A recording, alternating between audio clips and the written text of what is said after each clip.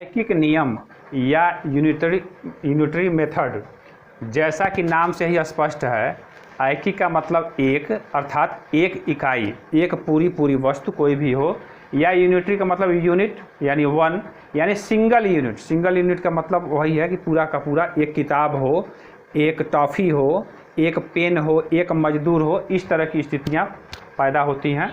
तो रैखिक नियम ऐसा नियम है, ऐसी टेक्निक है, ऐसा मेथड है जिसमें एक यूनिट, एक सिंगल यूनिट की वैल्यू निकाली जाती है और उसकी सहायता से ज़्यादा यूनिट की वैल्यू हम निकाल लेते हैं। जैसे व्यवहार में जब हम बाज़ार में जाते हैं कोई सामान खरीदने, किताब खरीदने जाते हैं, तो किताब वाला क्या बताता है? किताब वाला एक किताब का दाम बताता है। ऐसा नहीं कहता कि भाई 5 किताब का दाम इतना है, आपको कितना किताब लेना है। सब्जी खरीदने जाते हैं तो आलू वाला ऐसा नहीं कहता है कि भाई 3 किलो आलू का दाम इतना है, तो आप 50 किलो कितना किलो आलू आप खरीदेंगे। वो यही कहेगा कि 1 किलो आलू का दाम इतना है। केले वाला कहेगा कि 1 दर्जन केले का दाम इतना है। साबुन वाला कहेगा कि 1 साबुन इतने का मिल रहा है, इतने रुपए का मिल रहा है, या एक दर्जन साबुन का मूल्य इतना बता देगा। लेकिन व्यवहार में अब देखिए, जब हमें 1 यूनिट का, 1 दर्जन का दाम मालूम है, तो जितने यूनिट का हमें ख़रीदना है उसमें सीधे सीधे मल्टीप्लाई कर देंगे और हमारा उत्तर आ जाएगा। देखिए, एक होने से कितना आसान है। सिंगल यूनिट की अगर हमें दाम मालूम है तो काम आसान हो जा रहा है। लेकिन यदि हमें सिंगल यूनिट का, 1 यूनिट का दाम न मालूम हो, 5 यूनिट का, 10 यूनिट का दाम मालूम हो, तो अब ज़्यादा का पूछा जाए या कम पूछा जाए, तब क्या करेंगे? तो सबसे आसान काम यही है कि एक सिंगल यूनिट का, एक सिंगल किताब का, एक सिंगल 1 किलो आलू का, 1 दर्जन केले का दाम मालूम हो जाए और जितना पूछा जाए उसमें गुणा कर देंगे और आसानी से ज्ञात हो जाएगा। इसमें इसी टेक्निक का इस्तेमाल किया जाता है। जैसे एक उदाहरण के तौर पे मान लिया जाए कि 15 किताब का दाम हमें मालूम है कि 120 रुपये का है, तो आगे पूछा जा सकता है कि भाई बताइए कि 40 किताब का दाम कितना होगा या 10 किताब का दाम कितना होगा। तो एक ही तरीका है कि पहले ये तो मालूम चले कि 1 किताब का दाम कितना है। 15 किताब का दाम 120 रुपये है, तो जाहिर है कि 1 किताब का दाम मालूम करने के लिए 120 में 15 का गुणा कर देंगे। तो ये एक, यहीं से ये रैखिक या यूनिट आ रहा है। तो एक पुस्तक का दाम हो जाएगा, इसको चाहे तो यही काट लेंगे, 1 किताब का दाम हो गया 8 रुपये। अब इसकी सहायता से 40 का अगर दाम मालूम है तो 8 में 40 का गुणा कर देंगे। 10 का मालूम करना है तो 10 का गुणा कर देंगे अपना मल्टीप्लाई, और उत्तर आ जाएगा। इसी टेक्निक का हम लोग इसमें इस्तेमाल करते हैं। देखिए यहाँ पे देखते हैं, ये पूरा टेक्निक ये है कि इस प्रश्न में बहुत सारे का दाम, बहुत सारे का वैल्यू दिया रहेगा। दाम दिया रह सकता है, दिन दिया रह सकता है, मजदूर दिया रह सकता है, कुछ भी दिया रहेगा।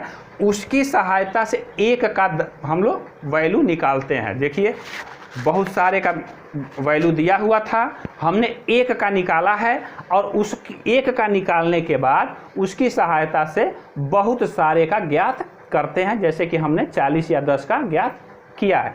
इस मेथड में कुछ भी दिया रहे, यदि पहले से 1 यूनिट का वैल्यू दिया है तब तो कोई बात नहीं, सीधे सीधे बहुत सारे का निकाल लेंगे। लेकिन अगर बहुत सारे का दिया है तो पहले 1 का निकालेंगे और उसकी सहायता से बहुत सारे का निकालते हैं। देखिए, मल्टीपल दिया रहेगा, मल्टीपल की सहायता से यूनिट का निकालेंगे और यूनिट की सहायता से फिर मल्टीपल का निकाल लेंगे।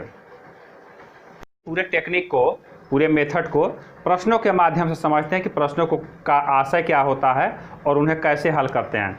हमारे पास एक साथ 2 प्रश्न हैं, दोनों ही 2 प्रारूप के हैं, और दोनों को एक साथ समझेंगे तो समझ में आसानी से आ जाएगा।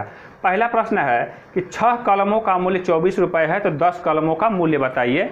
और दूसरा प्रश्न जो है, 12 मजदूर किसी काम को 10 दिन में करते हैं, तो उसी काम को 20 मजदूर कितने दिन में कर लेंगे। अब काम कुछ भी हो सकता है, उससे नहीं लेना देना है। सड़क बना सकते हैं, कुआं खोद सकते हैं, गेहूं काट सकते हैं, खेत जोत सकते हैं, उससे हमें कुछ लेना देना नहीं है, कोई भी काम हो सकता है।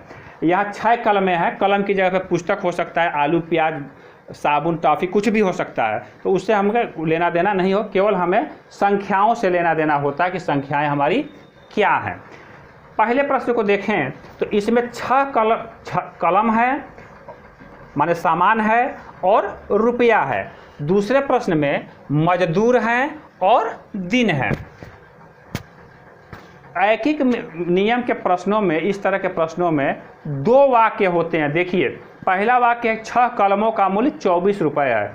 ये वाक्य, ये पूरी सूचना कंप्लीट रहेगी। पहले वाक्य में सूचना कंप्लीट रहेगी और दूसरे वाक्य में पूछा जाएगा। पहले वाक्य की मदद से दूसरे वाक्य के प्रश्न को हल करते हैं, उसका उत्तर निकालते हैं। इसी तरह दूसरे प्रश्न में भी देखिए, पहला सेंटेंस पूरा है, 12 मजदूर किसी काम को 10 दिन में कर सकते हैं। बात पूरी हो गई है और इसकी सहायता से अब ज्ञात करना है कि उसी काम को 20 मजदूर कितने दिन में कर लेंगे। आइए अगली बात समझते हैं, थोड़ा सा कूल माइंड होकर समझा जाएगा।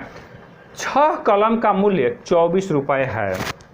तो भाई अब कलम 10 हो गए, 10 कलम का दाम ज्ञात करना है, तो जाहिर है कि रुपया बढ़ जाएगा। कलम बढ़ेगी तो रुपया भी बढ़ेगा। यानी कलम की संख्या, यहाँ कलम है और यहाँ रुपया है। देखिए भाई, ये रुपया है। तो अगर कलम की संख्या बढ़ेगी तो रुपया भी बढ़ेगा। कलम की संख्या घटा दी जाएगी तो रुपया भी घट जाएगा। अब यहाँ देखते हैं, यहाँ क्या स्थिति है। यहाँ भी 2 चीज़ें हैं, मजदूर हैं और दिन है। अब देखा जाए इन लोगों में क्या रिलेशन है, कैसा संबंध है। मजदूर, 12 मजदूर हैं, 10 दिन में कर लेते हैं। मजदूर अगर बढ़ा दिए जाएंगे, अगर मजदूर बढ़ जाएंगे तो जाहिर है दिन कम हो जाएगा। 20 मजदूर हो गए ना, तो अब उत्तर जो हमारा आएगा वो 10 से कम आएगा। इसको ध्यान रखना है। मजदूर अगर घटा दिए जाएं, कम मजदूर कर दिए जाएं, तो दिन क्या हो जाएगा, बढ़ जाएगा। तो यहाँ हम देख रहे हैं कि कलम यदि बढ़ रहा है तो रुपया भी बढ़ रहा है, कलमों की संख्या घट रही है तो रुपये भी घट जा रहे हैं। लेकिन यहाँ उल्टा रिलेशन है। यहाँ पे कलम रुपये में सीधा अनुपात है, दोनों या तो बढ़ रहे हैं या दोनों घट रहे हैं। और मजदूर दिन में क्या है, मजदूर की संख्या बढ़ रही है तो दिन घट रहा है, और मजदूर अगर घटेंगे तो दिन बढ़ेगा। इस बात का हम लोग ध्यान रखते हैं। आइए प्रश्नों को कैसे हल करते हैं, इसे बारी बारी से समझते हैं, कैसे लिखते हैं। पहले प्रश्न को देखते हैं। पहले पता करते हैं कि क्या पूछा जा रहा है। कलम है और रुपया है। पूछा क्या जा रहा है, कलम और रुपया। पूछा जा रहा है इस प्रश्न में मूल्य, मूल्य माने रुपया पूछा जा रहा है। तो जो चीज़ पूछी जाती है, हम ऐसा सेंटेंस बनाते हैं कि पूछा जाने वाला चीज़, पूछी जाने वाली वस्तु जो है वो दाहिने हाथ की तरफ, माने सेंटेंस में बाद में आवे। जैसे हम इस सेंटेंस को, पहले वाले सेंटेंस को 2 तरीके से लिख सकते हैं। क्या, पहला सेंटेंस है कि 6 कलम का मूल्य है 24 रुपये, सीधा सीधा है, उतार दिए हैं। उसी चीज़ को हम दूसरे शब्दों में लिख सकते हैं कि 24 रुपये में मिलते हैं 6 कलमें। बात एक ही है। अंग्रेजी में हम लोग एक्टिव वॉइस और पैसिव वॉइस पढ़े हैं कि मैं पत्र लिखता हूँ और पत्र मेरे द्वारा लिखा जाता है। बात एक ही है, वही बात यहाँ पे है। यदि रुपया पूछा जाता है, कि जैसा कि इस प्रश्न में है, तो ये इस सेंटेंस पे देख रहे हैं कि रुपया बाद में आया है। और यदि कलम पूछा जाता तो देख रहे हैं कि इस सेंटेंस में कलम बाद में आया है, रुपया पहले आया है। प्रश्न के अनुसार हम वाक्य का चयन कर लेते हैं, इससे हमारा काम आसान हो जाता है। इस प्रश्न में मूल्य यानी रुपया पूछा गया है, तो ये वाला सेंटेंस हमारा काम करेगा, क्योंकि इसमें रुपया। हल करने के लिए सबसे पहले चूंकि लिखते हैं। चूंकि में 2 बिंदी ऊपर और 1 निशान। चूंकि, चूंकि का मतलब होता है क्योंकि, क्योंकि, या अंग्रेजी में इसको सिंस बोलते हैं कि चूंकि या क्योंकि या सिंस ऐसा है तो इसलिए वैसा। तो देखिए, चूंकि 6 कलम का मूल्य, वाक्य एकदम छोटा सा बनाते हैं, बहुत लंबा वाक्य नहीं। मूल्य है ₹24। ये पहला रुपया बाद में पूछा गया है, रुपया पूछा गया है तो रुपया बाद में लिखेंगे।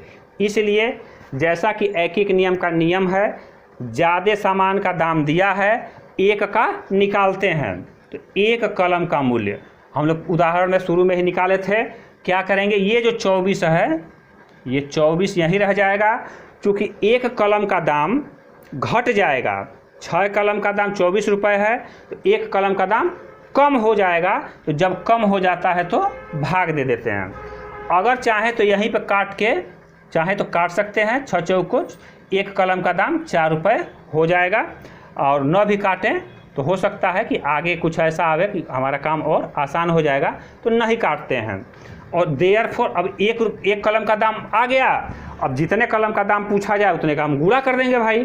तो पूछा जा रहा है कि 10 कलम का दाम बताइए, तो 10 कलम का मूल्य हो जाएगा, ये तो खैर 24/6 है ही है, काटते तो 4 आ जाता, तो यहाँ 10 का एक कलम का दाम है 24/6, तो जितने का पूछा जाएगा उतने का गुणा, यही ना प्रोसेस है। तो काट लीजिए, देखिए कितने रुपए हो गए, 40 रुपये। ये आ गया हमारा उत्तर। अब यही प्रोसेस था। यही प्रश्न ऐसा रूप भी ले लेता, ध्यान दीजिएगा, हम प्रश्न को मिटाने जा रहे हैं। अब लिख रहे हैं कि 72 रुपये में कितनी कलमें मिलेंगी। अब देखिए, पहले तो रुपया पूछा गया था, दाम पूछा गया था, अब कलम पूछा गया है। अब सेंटेंस क्या बनेगा, सेंटेंस अब ये वाला काम करेगा, क्योंकि कलम पूछा गया है तो कलम इस सेंटेंस में बाद में है। ऐसे प्रश्नों को लगाने के लिए फिर ऐसा सेंटेंस का चयन करेंगे कि कलम जो है माने बाद में आवे। तो क्या होगा, 24 रुपये में मिलती हैं 6 कलमें। 24 रुपये, देखिए लिखा हुआ है, में मिलती हैं 6 कलमें। हमेशा की तरह एक पर हमेशा निकालना है। 1 रुपये में जाहिर है कि भाई कम कलमें मिलेंगी तो भाग देंगे। जब भी यहाँ कम होगा तो भाग दे देंगे, और ज़्यादा होगा तो गुणा कर देंगे। तो कितने का पूछा गया है भाई, देखिए 72 रुपये में। चलिए भाई, अच्छी बात है, 72 रुपये में देख लेते हैं कितनी कलमें मिलेंगी, 6/24। और यहाँ पे क्या करेंगे, अब भाई 1 रुपये में 6/24 मिला है कलम, तो 72 रुपये में भाई 72 का गुणा करना पड़ेगा। अब काट लेंगे, 24 × 72 और 6 × 18 कलमें मिलेंगी। ऐसे प्रश्नों को ऐसे यहाँ उत्तर लिख देंगे। ऐसे प्रश्नों को हम इस प्रकार से हल करते हैं।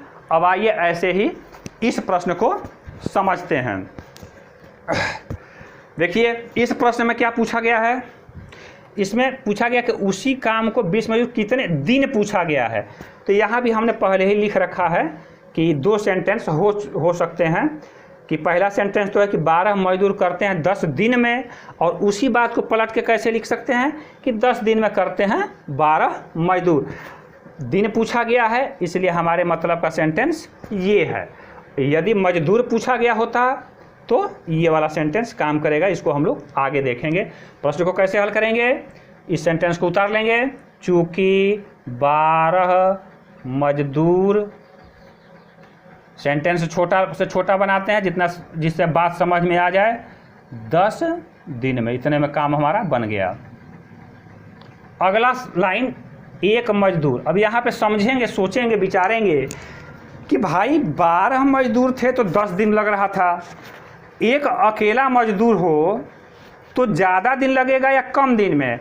तो एक इकलौता मजदूर जो है अकेले धीरे धीरे करते रह जाएगा तो ज़्यादा दिन लगेगा। तो तो ये 10 यहीं उतार लेते हैं, और जब ज़्यादा होता है तो यहाँ गुणा कर देते हैं। एक बार फिर इस पहले वाले प्रश्न से तुलना करते हैं। जब कम हुआ था तो भाग दिए थे, और जब ज़्यादा होगा तो गुणा कर देंगे। प्रश्नों को हमेशा समझ लेते हैं कि जब भी दिन मजदूर की बात वाले प्रश्न आते हैं तो बढ़ जाता है, एक पर बढ़ जाता है, और जो रुपया सामान वाला आता है तो घट जाता है। इसको याद रखिएगा। अगला सेंटेंस जो पूछा जा रहा है, 20 मजदूर, तो 20 मजदूर देखिए लिखा ही हुआ है, ये निशान बनाते चलेंगे, और यहाँ गुणा किए हैं तो भाई अब 20 एक मजदूर इतने दिन में कर रहे हैं, तो अब मजदूर यहाँ की तुलना में यहाँ बढ़ गए ना, यहाँ 1 था 20 हो गए, तो अब कम दिन लगेंगे, तो कम दिन माने भाग दे देंगे। तो देखिए कट जाएगा 2, ये 6 दिन में करेंगे, 6 दिन, ये उत्तर हो गया। अब यही प्रश्न जो है दूसरा रूप ले ले, क्या रूप ले सकता है? उसी काम को 8 दिन में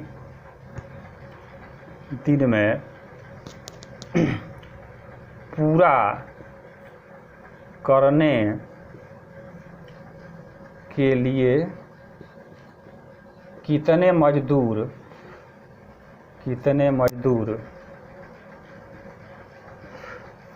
की मजदूरों की आवश्यकता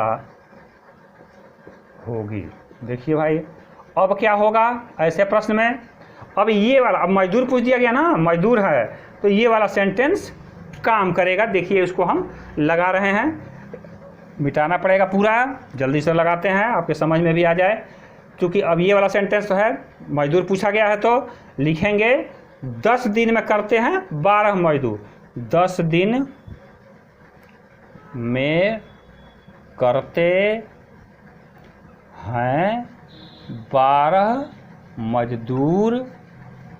इसलिए फिर एक पर, हमेशा एक पर ही करना है भाई, एक पर पता लगेगा तभी हम ज़्यादा का पता लगा पाएंगे। तो देखिए यहाँ पे फिर हम सोचेंगे, विचार करेंगे कि भाई 10 दिन में 12 मजदूर कर रहे हैं, एक ही दिन में काम कर देना हो, पूरा कर देना हो, तो जाहिर है कि ज़्यादा मजदूर लगेंगे, तो ये 12 वहीं पे रह जाएगा और ये वाला 10 आके गुणा हो जाएगा। और अगली बार क्या करेंगे, कितने मजदूर पूछे जा रहे हैं? 8 दिन में, 8 दिन में, तो 8 का भाग कर देंगे, 8 का भाग करेंगे तो देखिए 3 4 3 4 दूनी यानी 15 मजदूर लगेंगे। इस तरह से ये प्रश्न हल होता है। लेकिन इसमें कभी कभी ये प्रश्न का थोड़ा सा रूप बदल देते हैं लोग कि उसी काम को 8 दिन में पूरा करने के लिए कितने और मजदूर की आवश्यकता पड़ेगी। और माने 15 तो लगते ही, और का मतलब कि 12 पहले से थे तो एक्स्ट्रा कितने बढ़ाने पड़ेंगे? 3 15 की जरूरत पड़ेगी, तो 12 तो पहले ही से है, तो और मजदूर या अतिरिक्त मजदूर कितने बढ़ाने पड़ेंगे? और मजदूर की संख्या बराबर 15 माइनस 12 बराबर 3 मजदूर और बढ़ाने पड़ेंगे। तो इस तरह से ऐकिक नियम के प्रश्नों को हल करते हैं।